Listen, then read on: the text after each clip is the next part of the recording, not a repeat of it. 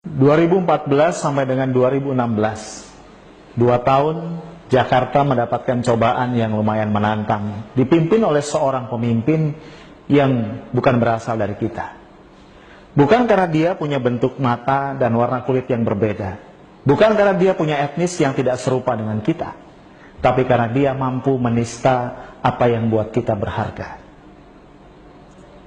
Mungkin terlalu lama bergaul dengan 9 naga, orang-orang yang kelewat kaya, membuat dia lupa bahwa banyak warga Jakarta masih mencoba untuk meningkatkan harkat dan martabat hidupnya.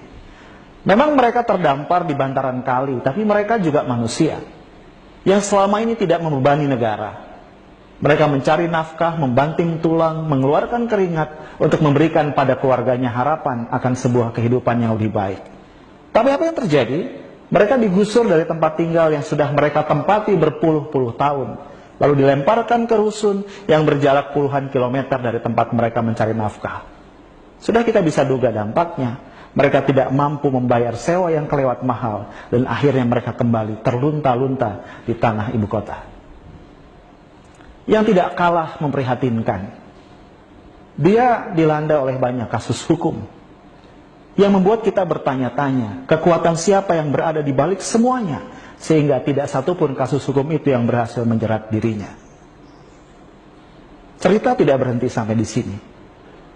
Lihat kita, warga Jakarta, kita para orang tua yang punya anak-anak yang masih dalam usia pertumbuhan.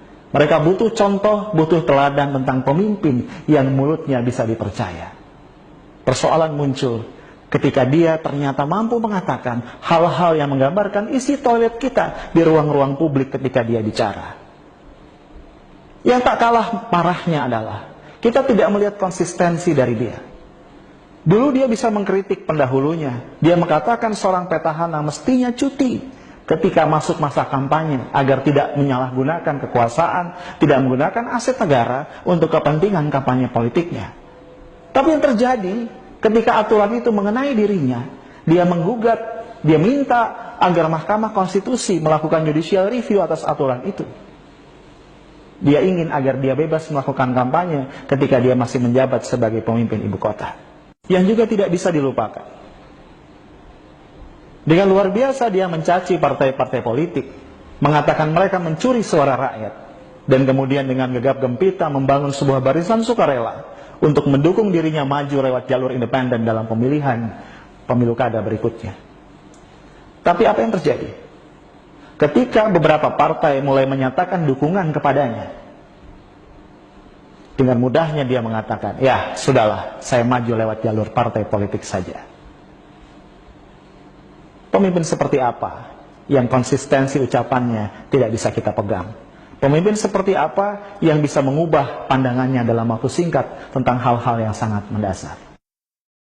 Yang lebih menyakitkan, dia bisa mengeluarkan kata-kata yang menistakan agama yang bukan agamanya.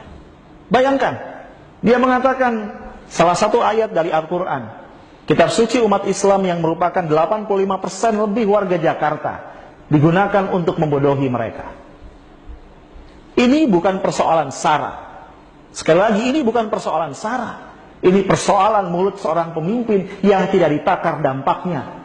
Dengan kata lain, ini persoalan inkompetensi dari dia yang tidak tahu apa yang pantas dan tidak pantas dikatakan oleh seorang pemimpin ibu kota.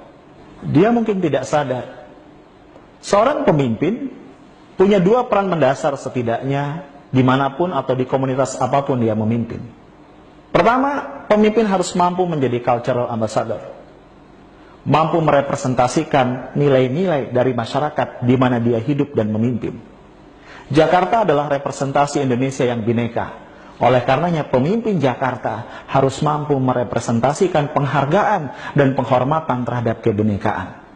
Yang kedua, pemimpin harus mampu menjadi seorang solidarity maker, orang yang mampu merajut dan menguatkan solidaritas masyarakat, menjadikannya masyarakat yang bersatu untuk menjunjung tinggi kebaikan. Pemimpin tidak boleh mengeluarkan kata-kata, sikap atau tindakan yang menyakiti perasaan orang-orang yang dia pimpin, sehingga merusak bangunan kebinekaan yang berpuluh-puluh tahun sudah kita perjuangkan untuk membangunnya. Karena inkompetensi itu, Tiada kata yang bisa kita sampaikan kepada dia bahwa waktunya sudah habis. Dia tidak pantas memimpin Jakarta yang merupakan wajah dari Nusantara.